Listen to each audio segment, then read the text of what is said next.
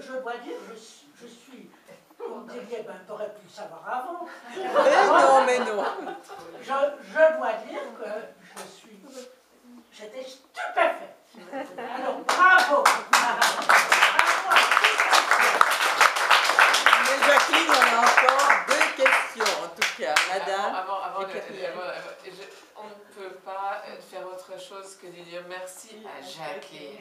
Allez, bravo.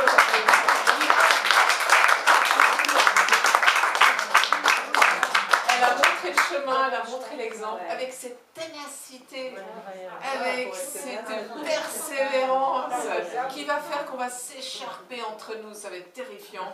On va trouver ce que l'on doit trouver. Et aujourd'hui, il faut quand même le dire, le conseil municipal de la ville de Genève est à majorité féminine.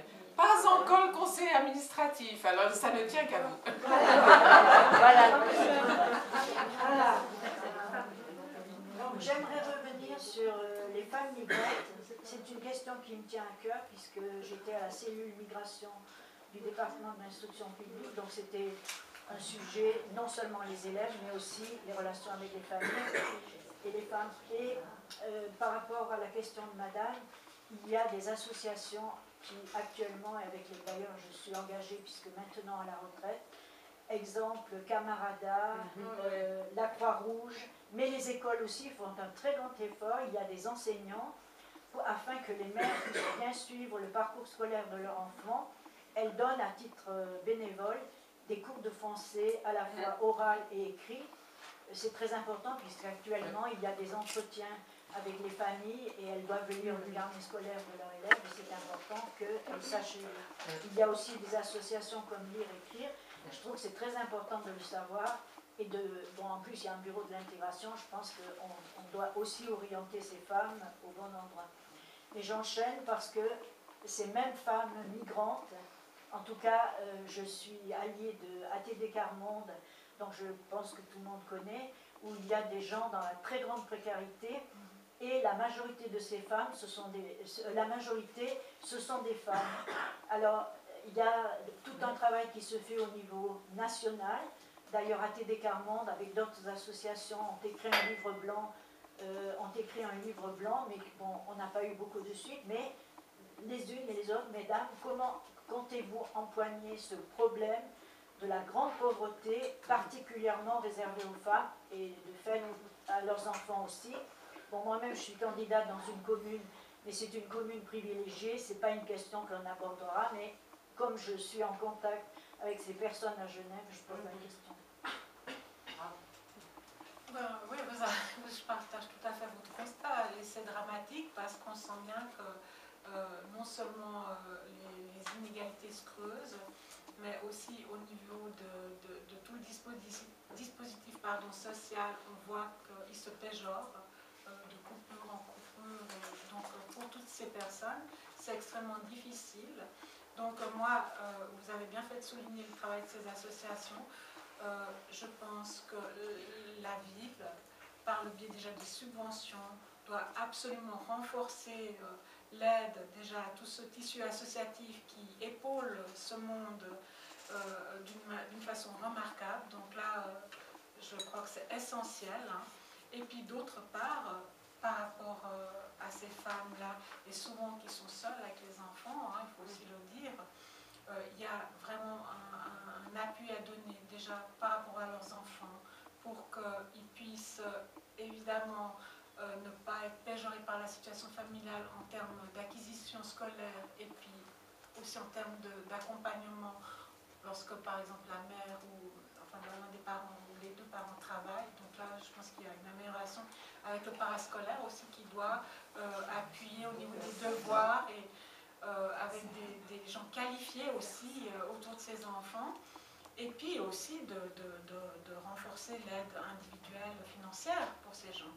Ça c'est sûr, et la ville, on ne va pas remettre en cause ce qui se fait déjà pour les prestataires AU et AVS, mais on doit renforcer aussi pour les familles monoparentales notamment, et pour les gens qui sont sous des minima, une aide financière, parce que c'est vrai qu'on est une société qui, pour beaucoup, n'arrive pas à faire les deux bouts. Et le danger aujourd'hui, et moi je le vois par rapport à mon travail, c'est que le monde qui est en difficulté, on lui donne toujours les restes. Alors c'est vrai, maintenant, il y a une banque alimentaire qui fait de la récupération d'alimentation, mais c'est bien de redistribuer tout cela et de ne pas le gaspiller. Mais je pense que pour que chacun puisse avoir une vie digne, il faut aussi lui donner les moyens. Et les moyens, c'est aussi d'être en égalité avec d'autres, de ne pas avoir toujours les habits des vestiaires. Moi, je parlais de ça l'autre jour avec quelqu'un qui me disait, mais moi, ça fait 15 ans que j'ai plus été m'acheter un habit. Bon, je ne dis pas que moi, je ne suis pas pour la consommation à tout prix, mais c'est clair qu'il y a une grande inégalité de vie et de moyens.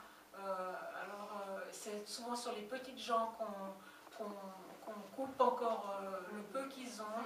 Et là, il y a vraiment à tous les niveaux de la politique à entendre ces voix-là pour pas que ces gens soient laissés pour compte. Parce que de l'argent, il y en a, et qu'on l'a bien vu par rapport à ce qui s'est passé avec la crise financière. Donc il faut juste savoir où sont les priorités. Moi, je voulais peut-être dire que... J'ai encore une question. Non, mais je vous en prie, répondez. Mais comme on avait fixé 9 heures, alors il y a un axe dans lequel les communes, elles sont vraisemblablement pas la pièce maîtresse, mais en tout cas, où en ville de Genève, nous, je pense qu'on fait notre part du travail, c'est justement sur la problématique de la réinsertion socio-professionnelle. Parce que souvent, la grande précarité, c'est la difficulté à l'accès au monde de l'emploi, c'est la difficulté au salaire décent. Et là, je pense que les collectivités publiques, elles ont une part de travail à faire. En ville de Genève, on a un fonds qui s'appelle le fonds chômage, en fait un fonds de réinsertion socio-professionnelle doté à hauteur de 5,7 millions. Là aussi, je remercie le conseil municipal qui l'a voté, qui nous permet de financer des projets qui sont la plupart du temps des projets des milieux associatifs, y compris d'ailleurs des projets d'associations féminines, pour permettre à des femmes de se réinsérer socio-professionnellement, d'acquérir de nouvelles compétences, de se former. Et puis une autre, je pense, problématique qu'on doit garder, et là qui n'est pas communale, mais sur laquelle quand même les communes ont une influence, c'est le niveau du salaire. Parce qu'aujourd'hui, on a aussi des personnes qui certes travaillent, mais n'ont pas un salaire qui leur permet de subvenir à leurs besoins. Alors on peut faire des compléments financiers, mais le Parlement tout récemment a tranché de manière négative le fait d'avoir un salaire minimum sur le canton de Genève. On sait qu'au niveau national, il y a une mobilisation pour avoir un salaire minimum au niveau de la Confédération. On sait aussi que ça pose problème dans les discussions entre les partenaires sociaux.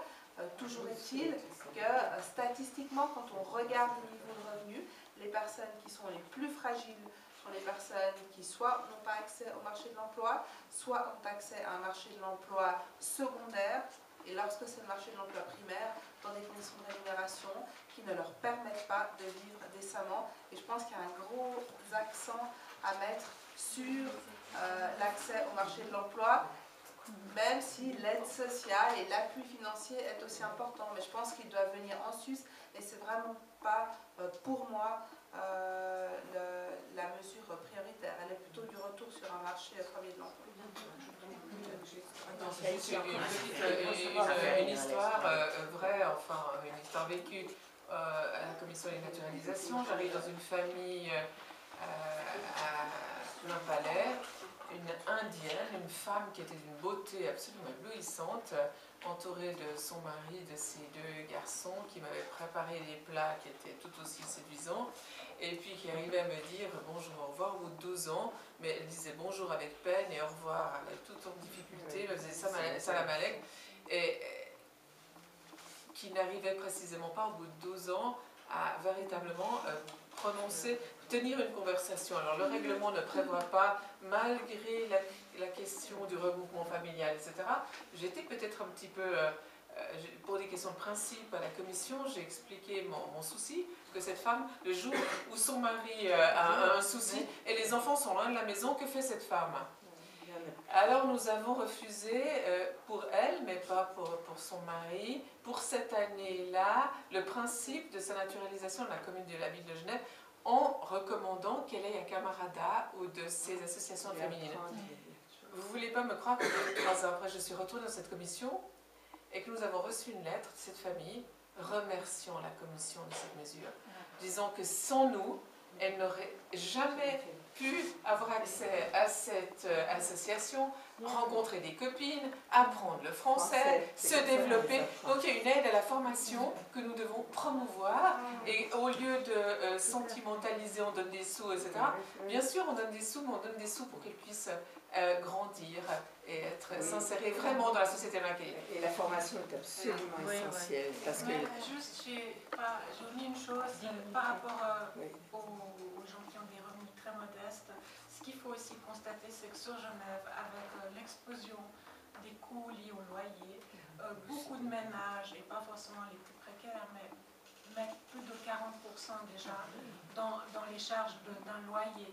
Si on compte les assurances maladie, au bout du compte, ça fait vraiment peu. Donc aussi l'autre axe important, c'est vraiment et la ville le fait, mais il faut vraiment le renforcer, puis aussi agir au niveau du canton, mais c'est le logement subventionné, lutter contre la spéculation immobilière, parce qu'aujourd'hui on assiste vraiment à de véritables scandales, et là il ne faut pas baisser les bras. Je crois qu'il y a des outils législatifs qu'il faut utiliser. Mais voilà, je crois que quel que soit des fois le niveau du revenu, c'est une telle charge que... Voilà. Oui, Madame Adler, c'est une constante. Vous savez, quand je me suis mariée en 1960, j'ai dû attendre 13 semaines pour avoir... Non, oui, 13 semaines pour avoir les premiers appartements, qui étaient ceux de la cité satellite, et j'ai même pas pu garder mon fils parce que j'étais dans un studio où je n'avais pas de chauffage, c'était à la rue Paul Boucher.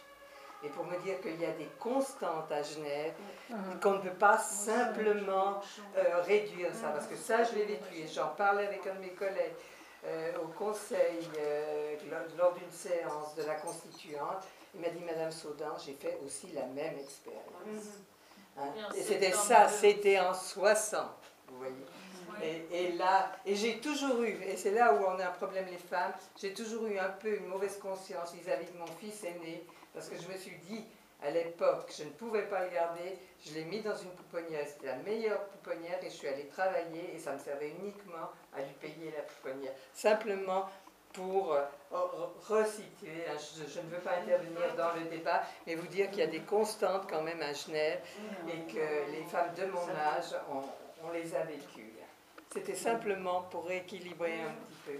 À propos de femmes de ménage, j'aimerais juste remercier Clarisse Dreyfus qui n'est pas là, parce qu'après tout, c'est elle qui a créé Camarade. Elle a fait un travail admirable, c'est une femme admirable. Et puis j'aimerais finir sur une histoire charmante. J'ai une femme de ménage qui est afghane et qui est absolument d'une intelligence extraordinaire. Elle est allée à Camarada, elle est arrivée avec 5 enfants et son mari malade. Au bout de 6 mois, elle parlait français comme vous et moi. Et elle l'écrivait si bien qu'elle m'avait laissé un petit billet. Madame, il faut acheter du millet pour les Canaries. Changez de photo. Le millet, les Canaries, je dois dire que ce sera le mot de la fin. Je crois que la rue, c'est ça. Et puis alors je vous remercie infiniment parce que à travers le fait que la présidente m'ait appelé pour simplement il n'y avait pas besoin de modérer, simplement j'ai revécu toute une partie de ma vie et ça fait toujours du bien. Vous voyez. Alors merci à toutes. Et puis alors mesdames, aimez vraiment comme on dit de l'autre côté de la sarine, tout de bon.